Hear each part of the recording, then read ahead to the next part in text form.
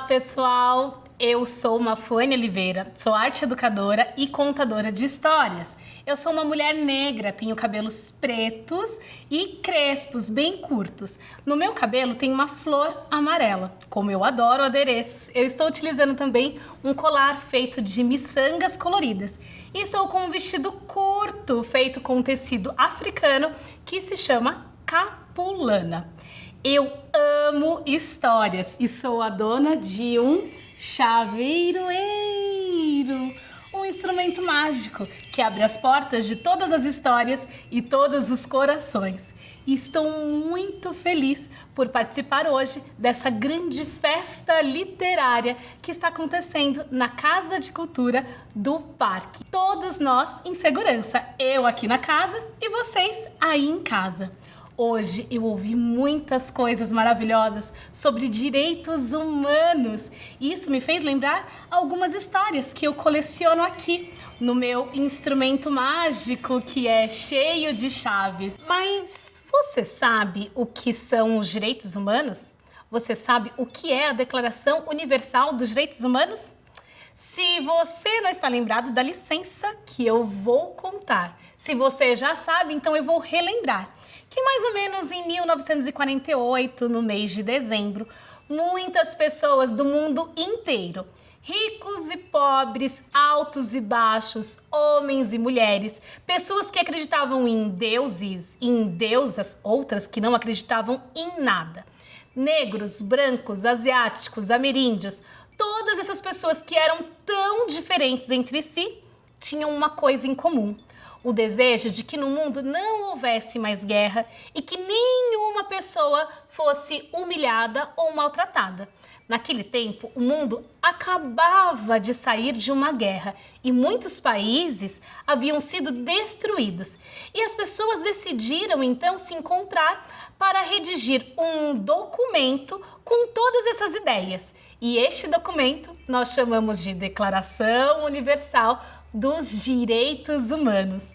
E as histórias que eu tenho aqui falam um pouquinho delas. Então, cantem comigo. Anda a roda, chaveiroeiro, anda a roda sem cessar. Quando o chaveiroeiro parar, uma história irei contar. Cantos e contos de todos os cantos eu vim contar. Quantos encontros azuis e amarelos irão brotar?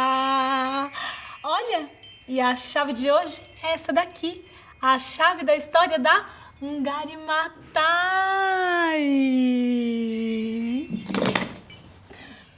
Dizem que num tempo não tão distante e num lugar não tão longínquo, porque ele mora aqui no fundo do meu coração, existiu uma menina que se chamava Ungari Maathai.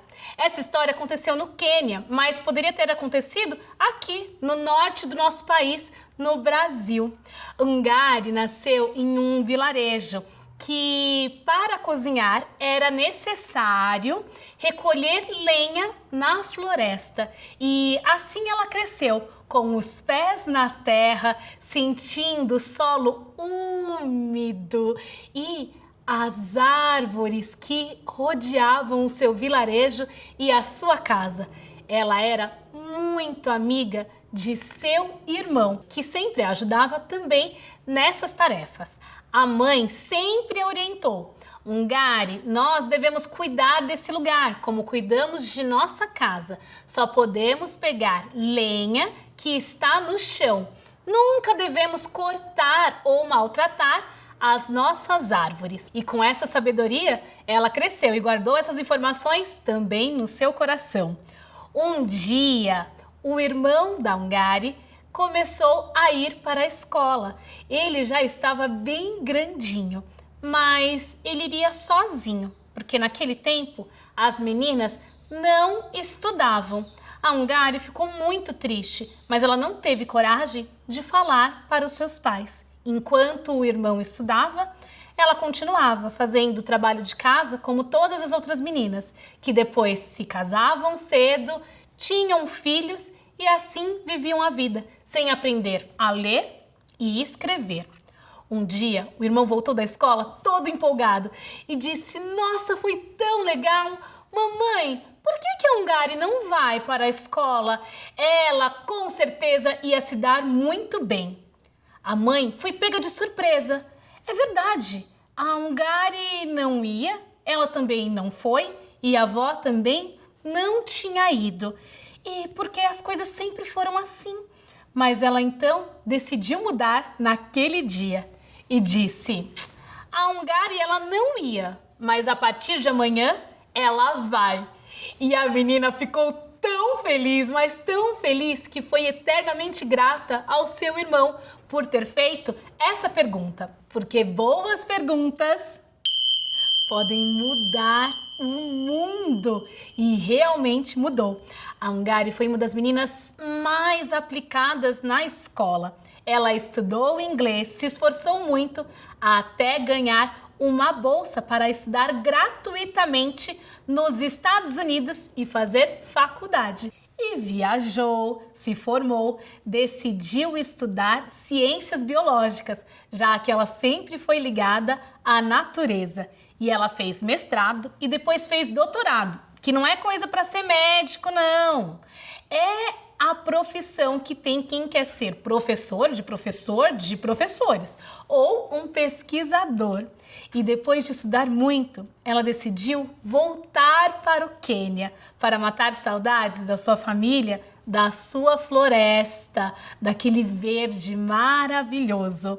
E assim que ela chegou no Quênia, ao invés de ficar muito feliz, ela ficou muito triste, porque em pouco tempo tudo havia mudado.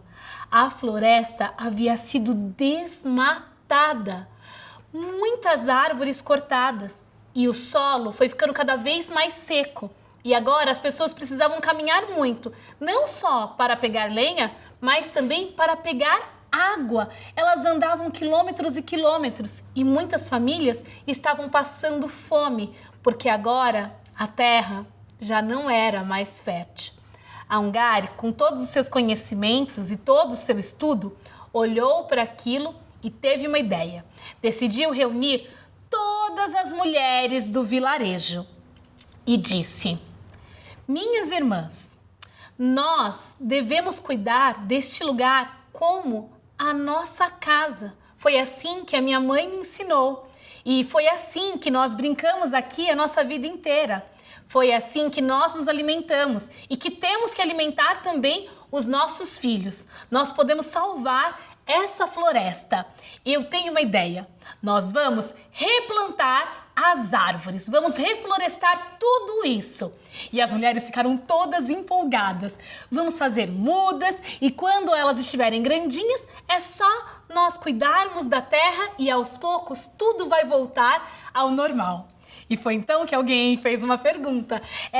"Hungary, nós temos que plantar mais ou menos quantas árvores para que tudo dê certo?" Ela fez algumas continhas e respondeu com muita convicção: "É simples, vamos plantar 1 milhão." Como? As pessoas pararam. O quê? 1 milhão? E...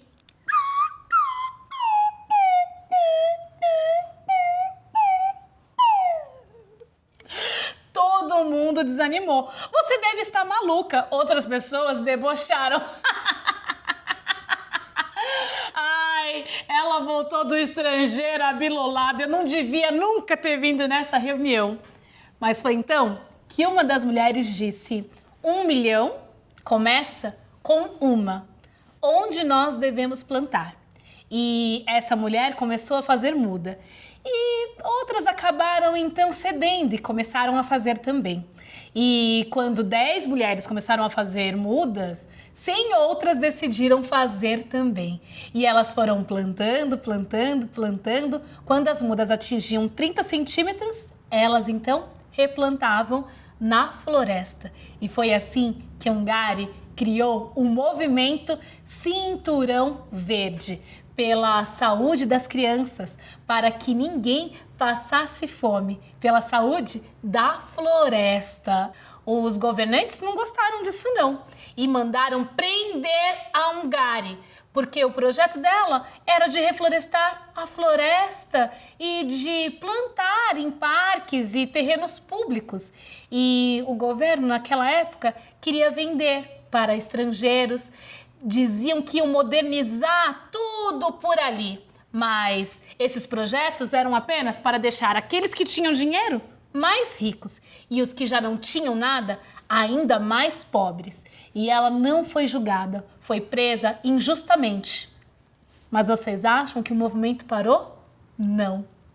As mulheres continuaram plantando e plantando, 100, até chegar a 1 milhão de árvores, porque o sonho agora era coletivo.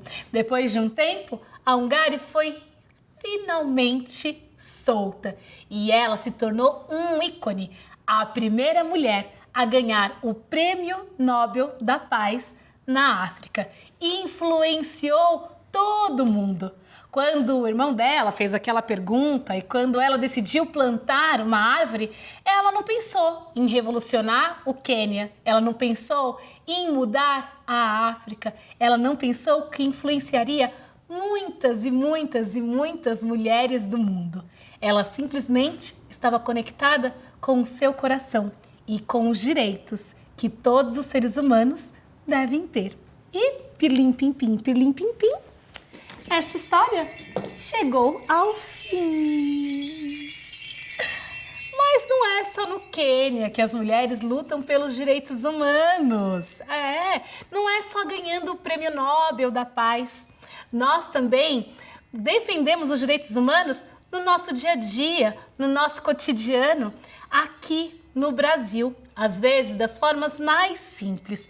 E para isso eu quero contar outra história. Vocês ficam comigo? E anda roda, chaveiroeiro, anda roda sem cessar. Quando o chaveiroeiro parar, outra história irei contar. Olha só a história da Claudinha, que aconteceu num lugar não tão distante. Isso foi na Zona Leste de São Paulo.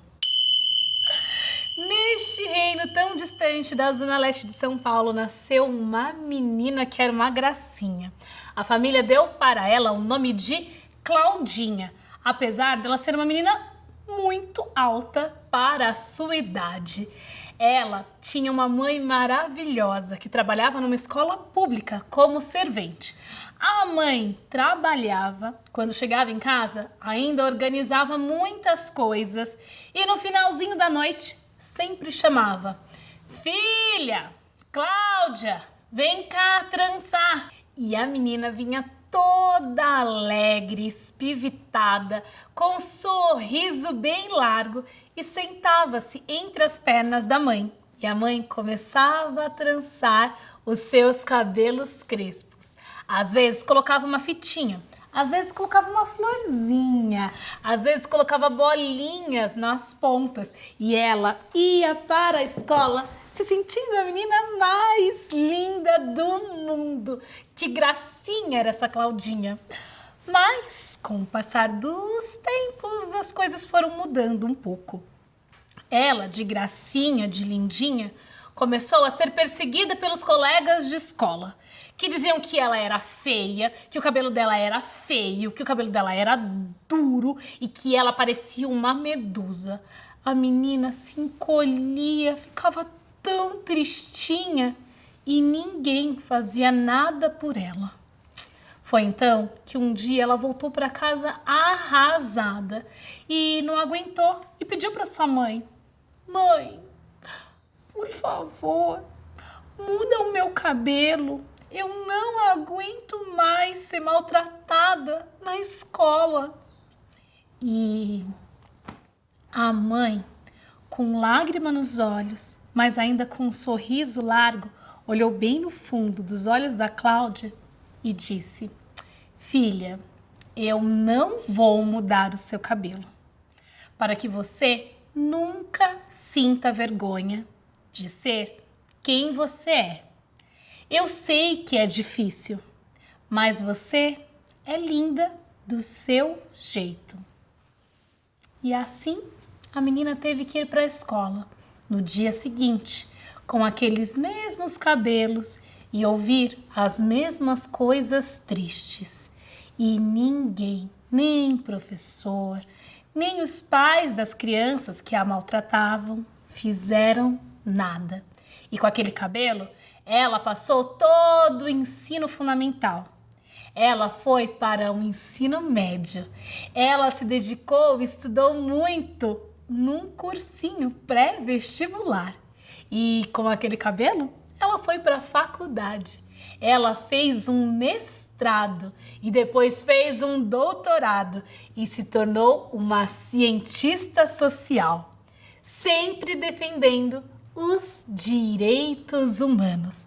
Ajudou pessoas que não tinham escola, que não tinham água potável, que haviam sofrido muitas violências. Ajudava pessoas que muitas vezes tinham os seus parentes, os seus entes queridos assassinados. Com aquele coração grandioso, ela sempre acolhia todos e dava a melhor assistência possível.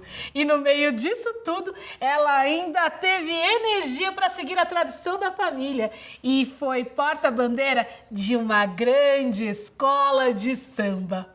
Sempre com o seu cabelo, para nunca deixar de ser quem ela realmente era. E com aquele cabelo, com aquelas tranças, ela se casou, teve uma filhinha e essa filhinha um dia também vai se sentar entre as suas pernas e ela vai trançar os cabelos da menina. Essa menina também vai se enfeitar.